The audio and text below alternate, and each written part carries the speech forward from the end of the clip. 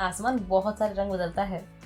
दिन में ये नीला दिखाई देता है, रात में काला और सनराइज और सनसेट के समय ऑरेंज या फिर रेड हो जाता है। लेकिन ऐसा होता क्यों है? आज के इस वीडियो में हम इसी सवाल का जवाब ढूंढेंगे। आसमान के इन रंगों के पीछे की मिस्ट्री को जानने के लिए हमें दो चीजों को समझना होगा। पहला है सनलाइट और दूसरा अर्थ का एटमॉस्फेयर।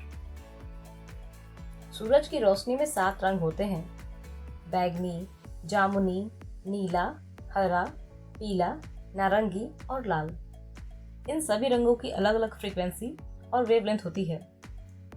बैगनी रंग की वेवलेंथ सबसे छोटी और लाल रंग की वेवलेंथ सबसे लंबी होती है। अब बात करते हैं अर्थ के एटमॉस्फेयर के बारे में।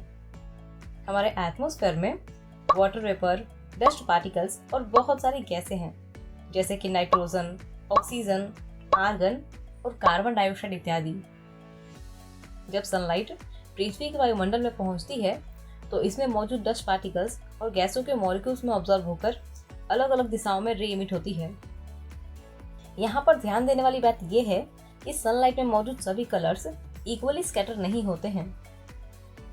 इस बात को सबसे पहले ब्रिटिश फिजिसिस्ट लॉर्ड रेली ने समझाया था। उनके अनुसार जब किसी पार्टिकल का आकार लाइट के वेवलेंथ की तुलना में बहुत ही छोटा होता है तो स्कैटर्ड लाइट की इंटेंसिटी वेवलेंथ के फोर्स पावर के इनवर्सली प्रोपोर्शनल होती है। इसका मतलब ये है कि जिस कलर की वेवलेंथ लंबी होगी वो कम स्कैटर होगी और जिसकी वेवलेंथ छोटी होगी वो ज़्यादा स्कैटर होगी। बैगनी, जामुनी और नीले रंगों की वेवलेंथ छोटी होती है, इसलिए वो ज़्यादा स्कैटर होते हैं, और येलो, ऑरेंज और रेड कलर की वेवलेंथ लंबी होती है, इसलिए ये रंग कम स्कैटर होते हैं। अब तक आप सनलाइट, एटमॉस्फेयर और स्कैटरिंग के फिनोमिना को समझ चुके हैं। तो चलिए जानते हैं कि सनराइज और सनसेट के समय आसमान ऑरेंज या रेड क्यों दिखाई देता है।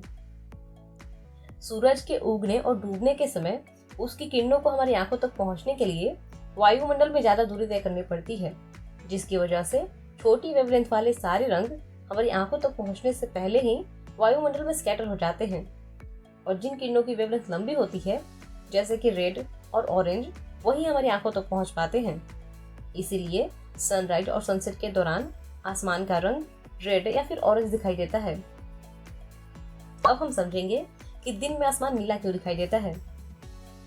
दिन के समय सूरज हमारे सिर के ठीक ऊपर होता है, और इस समय सूरज की रोशनी को हम तक पहुंचने के लिए वायुमंडल में अपेक्षाकृत कम दूरी तय करनी पड़ती है, जिसकी वजह से इससे पहले कि लंबी वेवलेंथ वाली लाइट्स स्कैटर हो, उससे पहले ही छोटी वेवलेंथ वाली लाइट्स जैसे कि वॉयलेट, इंडिगो और ब्लू स्कैटर होकर हमारी आंखों तक पहुंच जाती हैं और हमें आसमान नीला दिखाई देने लगता है। अब यहाँ पर सोचने वाली बात यह है कि वॉयलेट और इंडिगो की वेवलेंथ ब्लू की वेवलेंथ से छोटी होती है, तो ये कलर्स ब्लू से ज्यादा स्कैटर भी होते होंगे। तो फिर आसमान हमें ब्लू क्यों दिखाई देता है, वॉयलेट या फिर इंडिगो क्यों नहीं? इसके दो कारण हैं।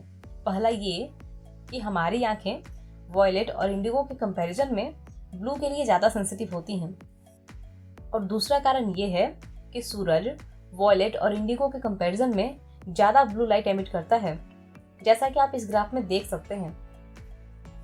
अब बारी है इस वीडियो के सबसे मुश्किल सवाल की, और वो सवाल ये है कि रात में आसमान काला क्यों दिखाई देता है। शायद अभी आप ये सोच रहे होंगे कि इसमें क्या मुश्किल है। इसका जवाब तो बहुत ही सिंपल है।